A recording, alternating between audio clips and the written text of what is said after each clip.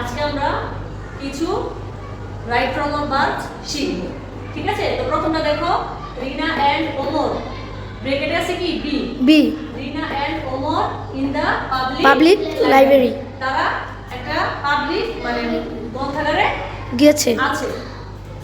Public গ্রন্থাগারে কি আছে? এখন আছে। দেখো এখানে ব্র্যাকেটে আছে কি বি বি। বি মানে আমরা জানি অক্সিলারি ভার্ব। ঠিক আছে, am is are was were, তারপর হচ্ছে উইল শেল।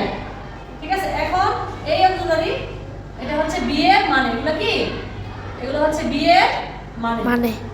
এখন দেখো এম ইজ আর হচ্ছে পাস্ট প্রেজেন্ট টেন্সে, আর ওয়াজ ওয়্যার হচ্ছে পাস্ট টেন্সে, আর উইল শেল হচ্ছে ফিউচার টেন্স। এখন এখানে কখন বি এর মানে যেহেতু এটা কোন টেন্সে আছে? প্রেজেন্ট টেন্স, তাহলে আমরা এম ইজ আর এর মধ্যে একটা বসাবো। এখন এম আই এর সাথে সব সময় এম বসে, তাহলে কি ইজ আর একটি হলে ইজ আর একটা দুই হলে আর। এখানে রিনা এবং ওমর দুইজন, তাহলে আমরা কি বসাবো? আর।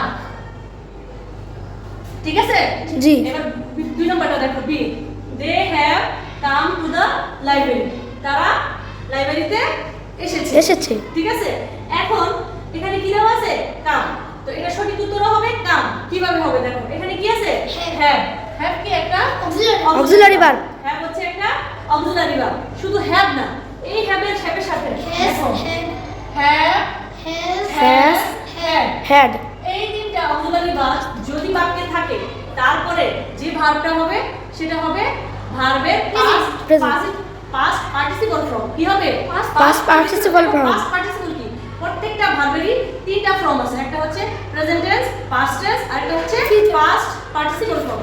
ঠিক আছে, এখন কামের পাস্ট পার্টিসিপল কি দেখো, কাম, তারপর হচ্ছে কেম, তারপর হচ্ছে কাম। ঠিক আছে, এই তিনটা মানে এটা হচ্ছে প্রেজেন্ট, এটা হচ্ছে পাস্ট, এটা হচ্ছে পাস্ট পার্টিসিপল। ঠিক আছে, তার মানে হচ্ছে যদি হ্যাভ হ্যাজ হ্যাভ থাকে, তাহলে ভার্বের 3 নম্বর ফর্মটা বসবে। কত নাম্বার? 3 নম্বর। তিন নম্বর। এখানকার কামের 3 নম্বর ফর্মটি কাম। ঠিক আছে, তাহলে আমরা এটাই দিয়ে দিলাম। বুঝতে পারছো? জি।